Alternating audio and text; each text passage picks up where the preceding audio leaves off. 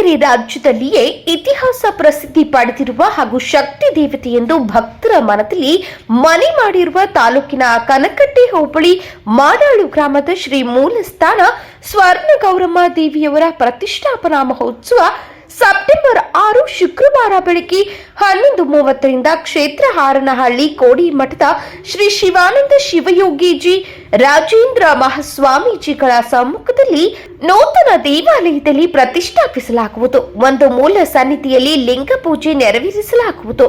ನಂತರ ಸ್ವರ್ಣ ಗೌರಮ್ಮ ದೇವಿಗೆ ಮಹಾಮಂಗಳಾರತಿ ಸಲ್ಲಿಸಿದ ಬಳಿಕ ಮಂಗಳ ಕರಡಿ ವಾದ್ಯಗಳೊಂದಿಗೆ ಮೆರವಣಿಗೆಯಲ್ಲಿ ಸ್ವಾಮೀಜಿಯವರ ಸಮ್ಮುಖದಲ್ಲಿ ನೂತನ ದೇವಾಲಯಕ್ಕೆ ಕರೆತರಲಾಗುವುದು. ನಂತರ ಪೂಜೆ ಸಲ್ಲಿಸಿ ಸಿದ್ಧಪಡಿಸಿರುವ ಅಶ್ವಾರೂಢ ಪುಷ್ಪಾಲಂಕೃತ ಮಂಟಪದಲ್ಲಿ ಪ್ರತಿಷ್ಠಾಪನೆಗೊಳ್ಳಲಿದೆ.